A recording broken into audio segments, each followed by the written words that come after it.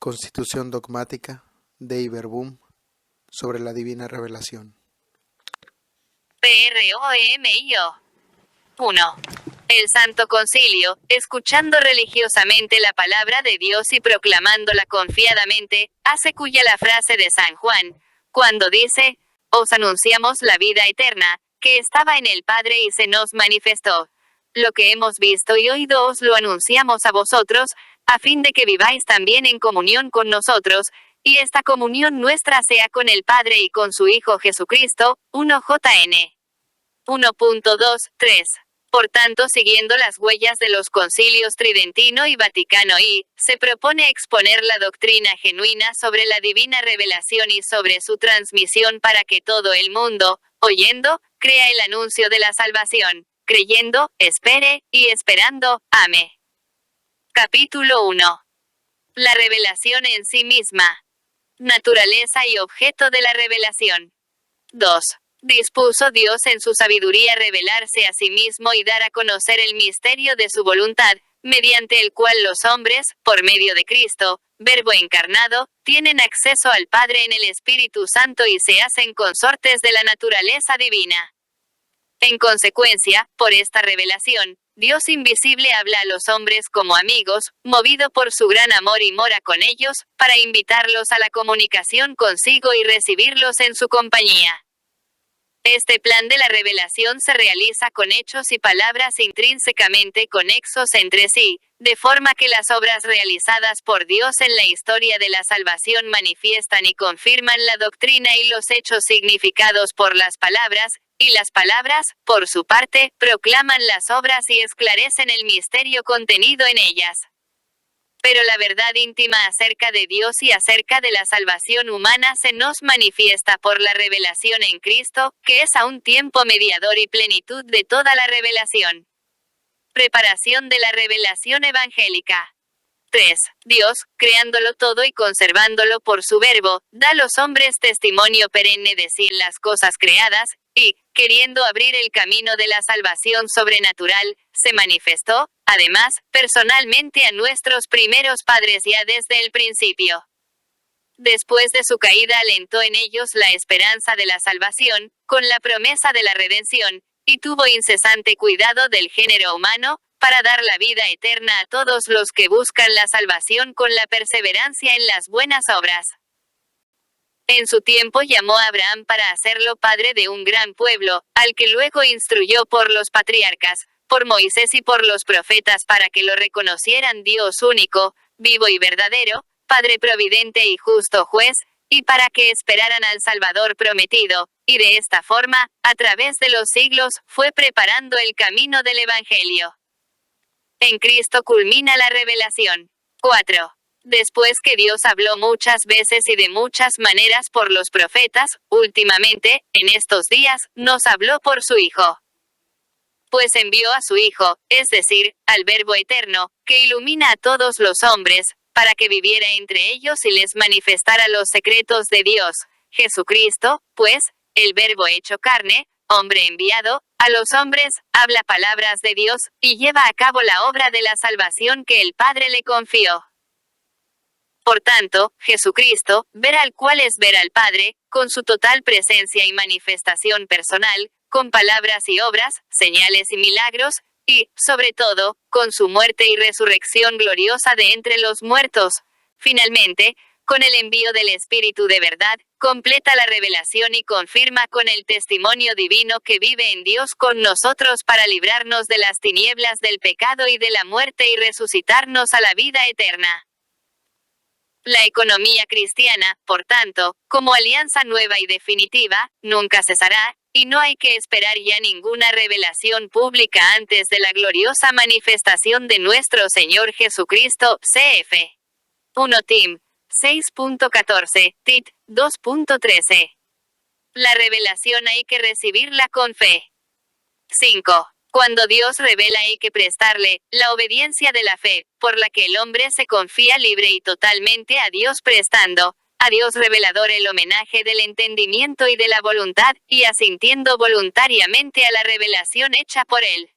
Para profesar esta fe es necesaria la gracia de Dios, que proviene y ayuda, a los auxilios internos del Espíritu Santo, el cual mueve el corazón y lo convierte a Dios, abre los ojos de la mente y da a todos la suavidad en el aceptar y creer la verdad.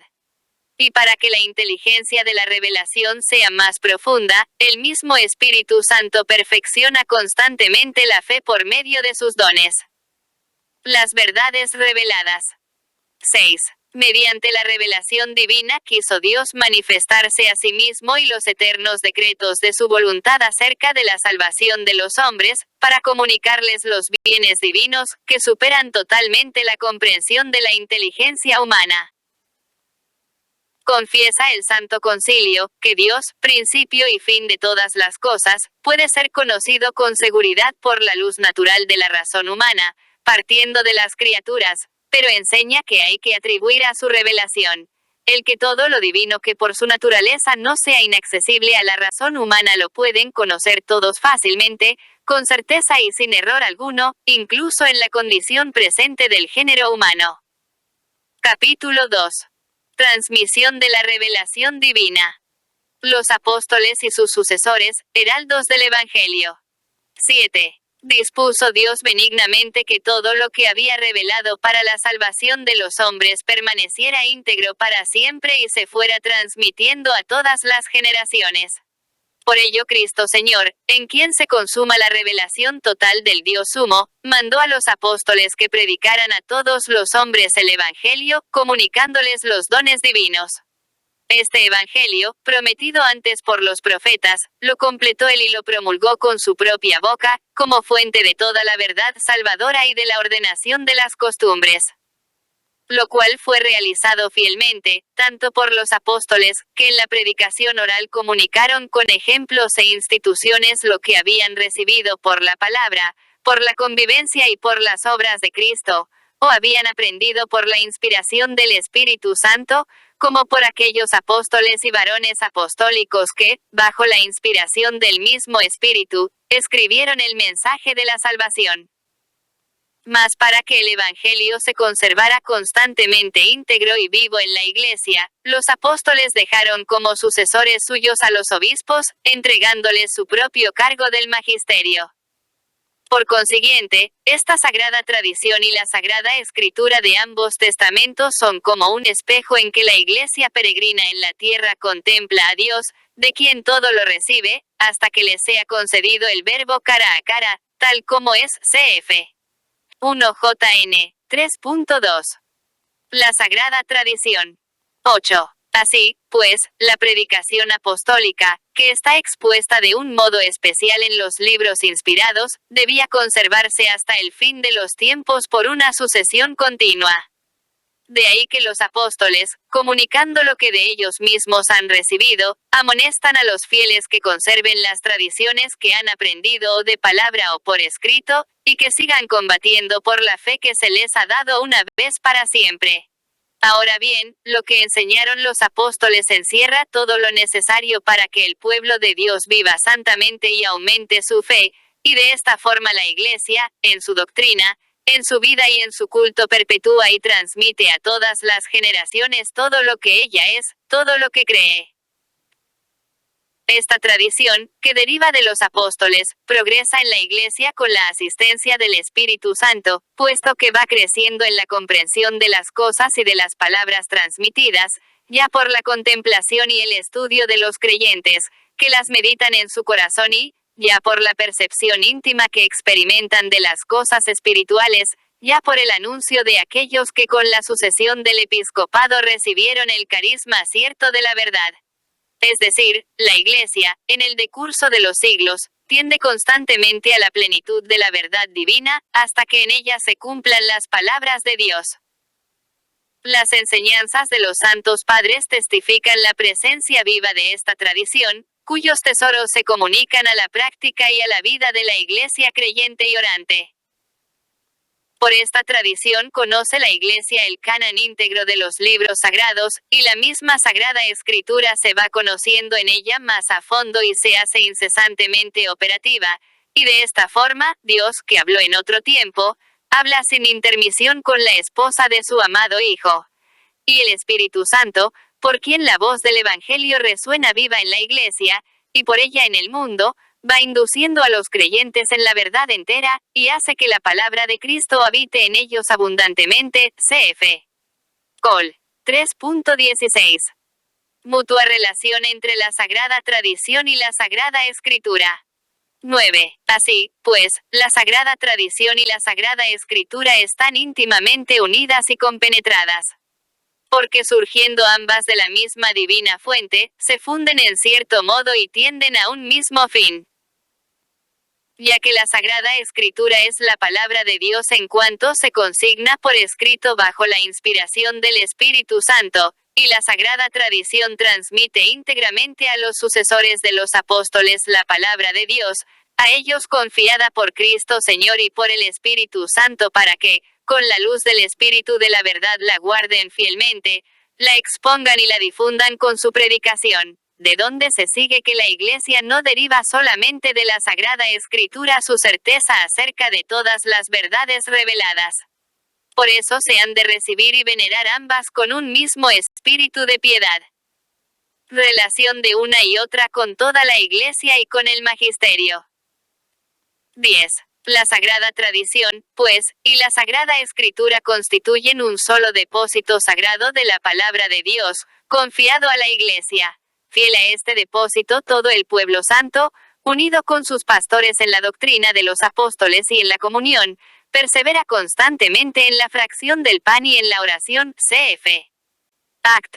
8.42, de suerte que prelados y fieles colaboran estrechamente en la conservación, en el ejercicio y en la profesión de la fe recibida.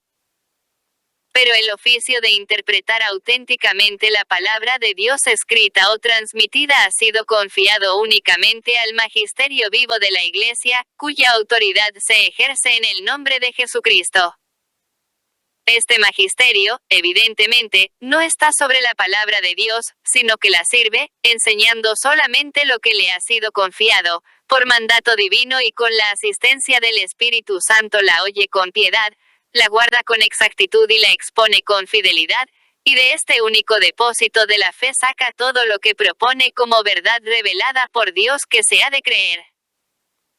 Es evidente, por tanto, que la Sagrada Tradición, la Sagrada Escritura y el Magisterio de la Iglesia, según el designio sapientísimo de Dios, están entrelazados y unidos de tal forma que no tiene consistencia el uno sin el otro, y que, juntos cada uno a su modo, bajo la acción del Espíritu Santo, contribuyen eficazmente a la salvación de las almas.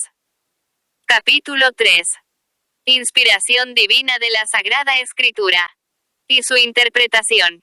Se establece el hecho de la inspiración y de la verdad de la Sagrada Escritura. 11. Las verdades reveladas por Dios, que se contienen y manifiestan en la Sagrada Escritura, se consignaron por inspiración del Espíritu Santo. La Santa Madre Iglesia, según la fe apostólica, tiene por santos y canónicos los libros enteros del Antiguo y Nuevo Testamento con todas sus partes, porque, escritos bajo la inspiración del Espíritu Santo, tienen a Dios como autor y como tales se le han entregado a la misma Iglesia.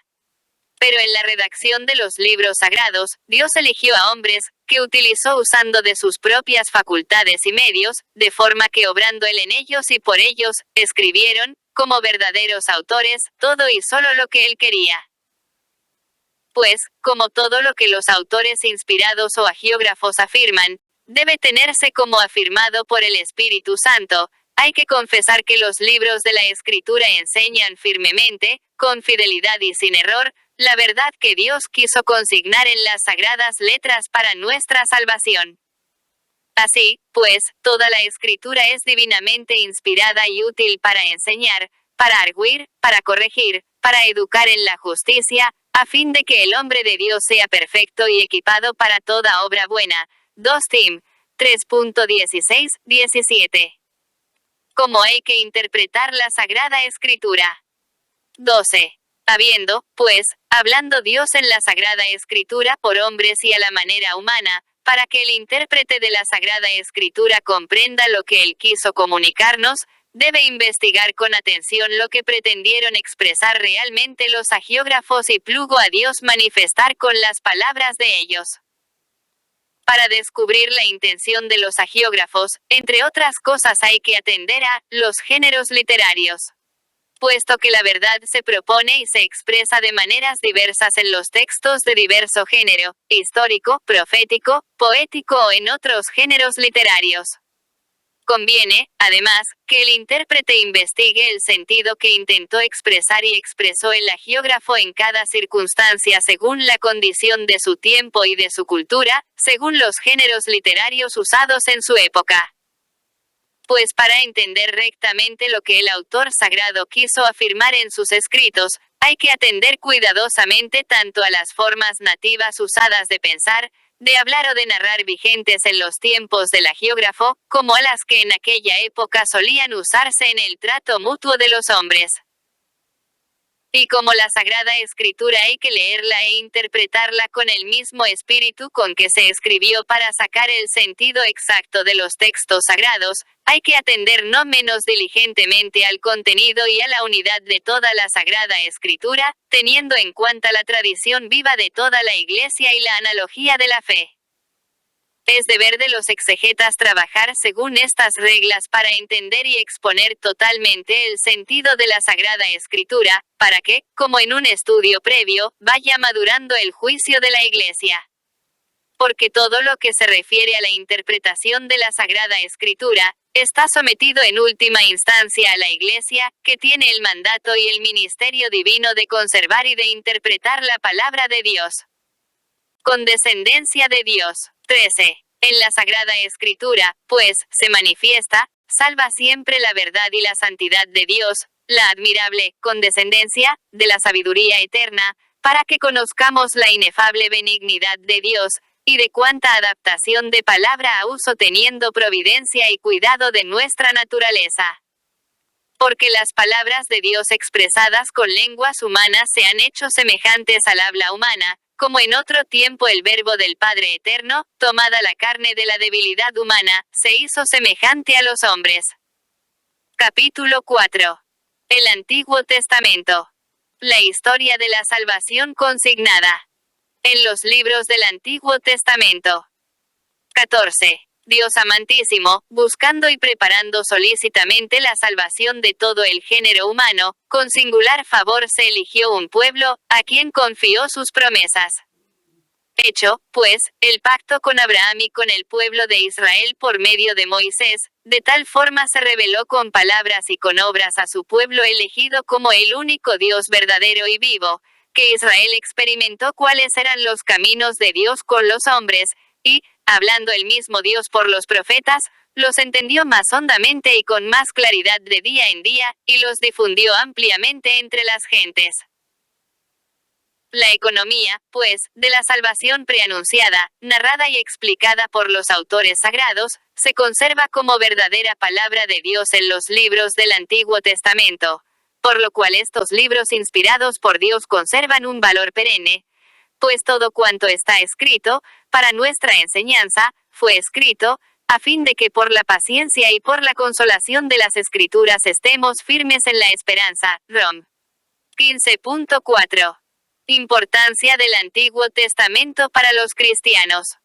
15. La economía del Antiguo Testamento estaba ordenada, sobre todo, para preparar, anunciar proféticamente y significar con diversas figuras la venida de Cristo Redentor universal y la del reino mesiánico. Mas los libros del Antiguo Testamento manifiestan a todos el conocimiento de Dios y del hombre, y las formas de obrar de Dios justo y misericordioso con los hombres, según la condición del género humano en los tiempos que precedieron a la salvación establecida por Cristo. Estos libros, aunque contengan también algunas cosas imperfectas y adaptadas a sus tiempos, demuestran, sin embargo, la verdadera pedagogía divina. Por tanto, los cristianos han de recibir devotamente estos libros, que expresan el sentimiento vivo de Dios, y en los que se encierran sublimes doctrinas acerca de Dios y una sabiduría salvadora sobre la vida del hombre, y tesoros admirables de oración, y en los que, por fin, está latente el misterio de nuestra salvación. Unidad de ambos testamentos. 16. Dios, pues, inspirador y autor de ambos testamentos, dispuso las cosas tan sabiamente que el Nuevo Testamento está latente en el Antiguo y el Antiguo está patente en el Nuevo. Porque, aunque Cristo fundó el Nuevo Testamento en su sangre, no obstante los libros del Antiguo Testamento recibidos íntegramente en la proclamación evangélica, adquieren y manifiestan su plena significación en el Nuevo Testamento, ilustrándolo y explicándolo al mismo tiempo. Capítulo 5. El Nuevo Testamento. Excelencia del Nuevo Testamento. 17. La palabra divina, que es poder de Dios para la salvación de todo el que cree, se presenta y manifiesta su vigor de manera especial en los escritos del Nuevo Testamento. Pues al llegar la plenitud de los tiempos, el Verbo se hizo carne y habitó entre nosotros lleno de gracia y de verdad. Cristo instauró el reino de Dios en la tierra, manifestó a su Padre y a sí mismo con obras y palabras y completó su obra con la muerte, resurrección y gloriosa ascensión, y con la misión del Espíritu Santo. Levantado de la tierra, atrae a todos a sí mismo, Él, el único que tiene palabras de vida eterna. Pero este misterio no fue descubierto a otras generaciones, como es revelado ahora a sus santos apóstoles y profetas en el Espíritu Santo, para que predicaran el Evangelio, suscitaran la fe en Jesús, Cristo y Señor, y congregaran la Iglesia. De todo lo cual los escritos del Nuevo Testamento son un testimonio perenne y divino. Origen apostólico de los Evangelios. 18. Nadie ignora que entre todas las escrituras, incluso del Nuevo Testamento, los Evangelios ocupan, con razón, el lugar preeminente, puesto que son el testimonio principal de la vida y doctrina del Verbo encarnado, nuestro Salvador. La Iglesia siempre ha defendido y defiende que los 4 Evangelios tienen origen apostólico. Pues lo que los apóstoles predicaron por mandato de Cristo, luego, bajo la inspiración del Espíritu Santo, ellos y los varones apostólicos nos lo transmitieron por escrito, fundamento de la fe, es decir, el Evangelio en 4 redacciones, según Mateo, Marcos, Lucas y Juan. Carácter histórico de los Evangelios. 19. La Santa Madre Iglesia firme y constantemente ha creído y cree que los 4 referidos evangelios, cuya historicidad afirma sin vacilar, comunican fielmente lo que Jesús, Hijo de Dios, viviendo entre los hombres, hizo y enseñó realmente para la salvación de ellos, hasta el día que fue levantado al cielo. Los apóstoles, ciertamente, después de la ascensión del Señor, predicaron a sus oyentes lo que él había dicho y obrado, con aquella crecida inteligencia de que ellos gozaban, amaestrados por los acontecimientos gloriosos de Cristo y por la luz del Espíritu de verdad. Los autores sagrados escribieron los 4 evangelios escogiendo algunas cosas de las muchas que ya se transmitían de palabra o por escrito, sintetizando otras, o explicándolas atendiendo a la condición de las iglesias, reteniendo por fin la forma de proclamación de manera que siempre nos comunicaban la verdad sincera acerca de Jesús. Escribieron, pues, sacándolo ya de su memoria o recuerdos, ya del testimonio de quienes, desde el principio fueron testigos oculares y ministros de la palabra, para que conozcamos la verdad de las palabras que nos enseñan, cf. LC 1.24. Los restantes escritos del Nuevo Testamento. 20. El canon del Nuevo Testamento, además de los 4 evangelios, contiene también las cartas de San Pablo y otros libros apostólicos escritos bajo la inspiración del Espíritu Santo, con los cuales, según la sabia disposición de Dios, se confirma todo lo que se refiere a Cristo Señor, se declara más y más su genuina doctrina, se manifiesta el poder salvador de la obra divina de Cristo, y se cuentan los principios de la Iglesia y su admirable difusión, y se anuncia su gloriosa consumación. El Señor Jesús, pues, estuvo con los apóstoles como había prometido y les envió el Espíritu Consolador, para que los introdujera en la verdad completa, cf.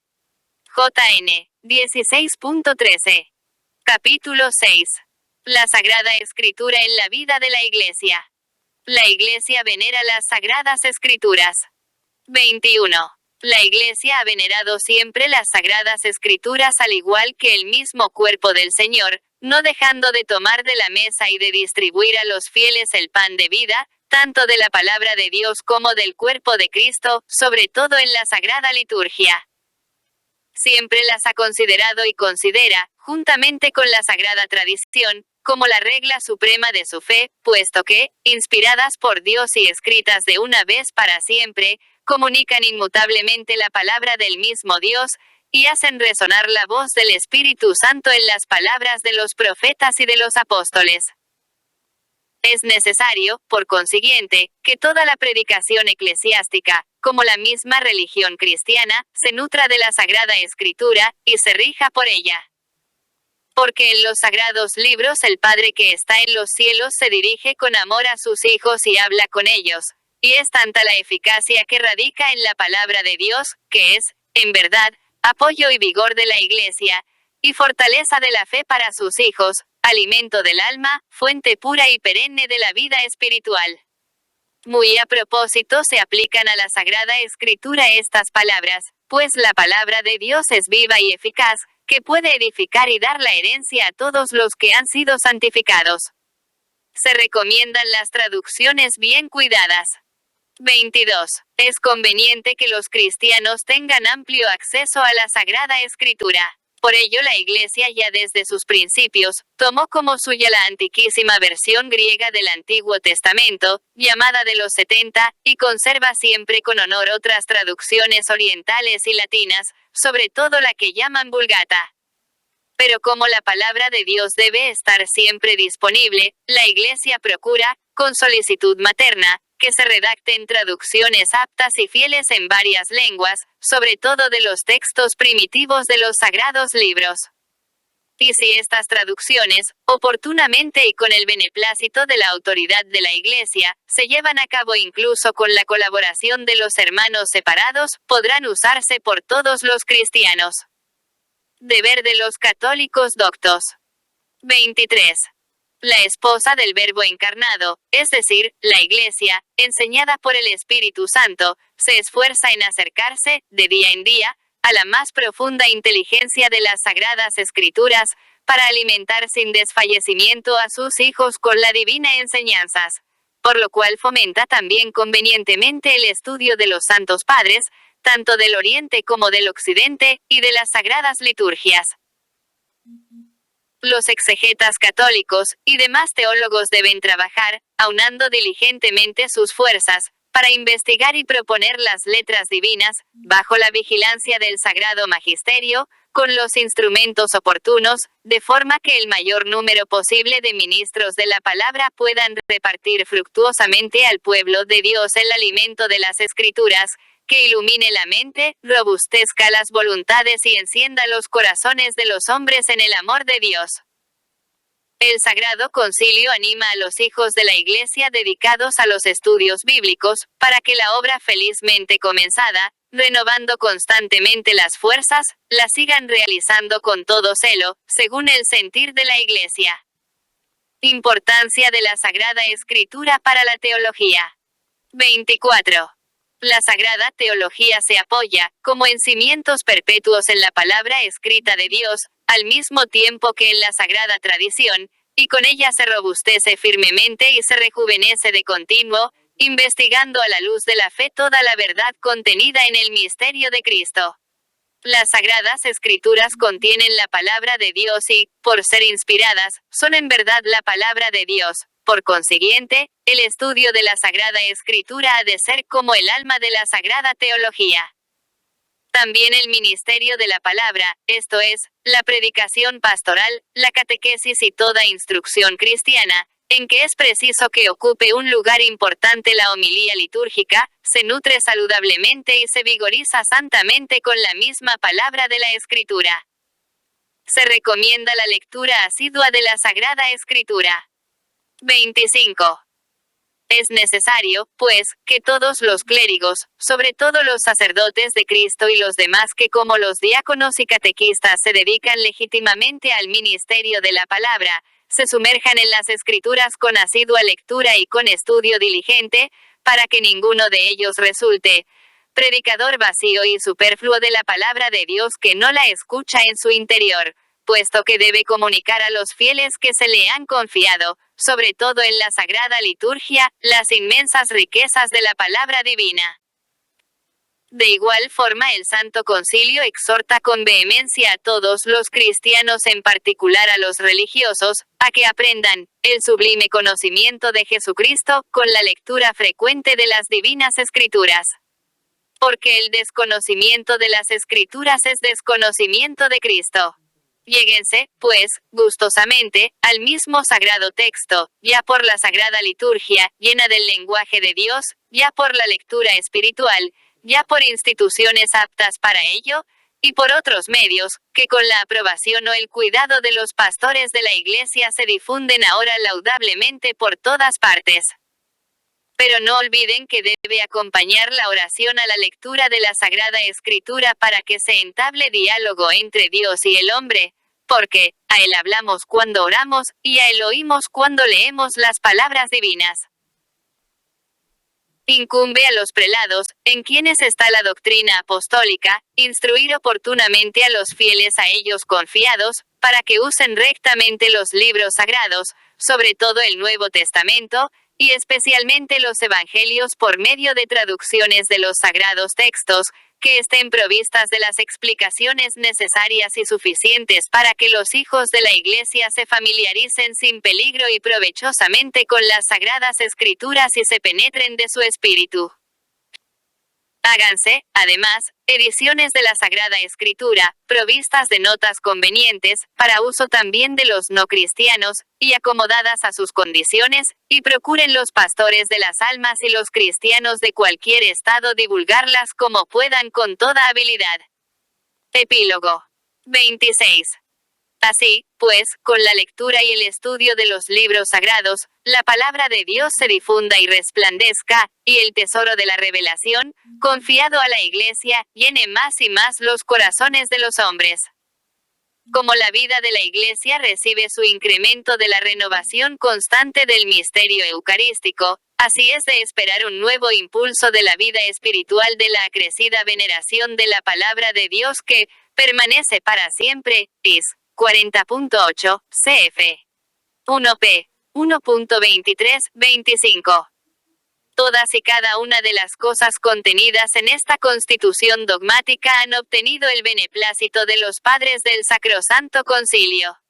Y nos, en virtud de la potestad apostólica recibida de Cristo, juntamente con los venerables padres, las aprobamos, decretamos y establecemos en el Espíritu Santo, y mandamos que lo así decidido conciliarmente sea promulgado para gloria de Dios. Roma, en San Pedro, 18 de noviembre de 1965. Yo, Pablo, obispo de la Iglesia Católica.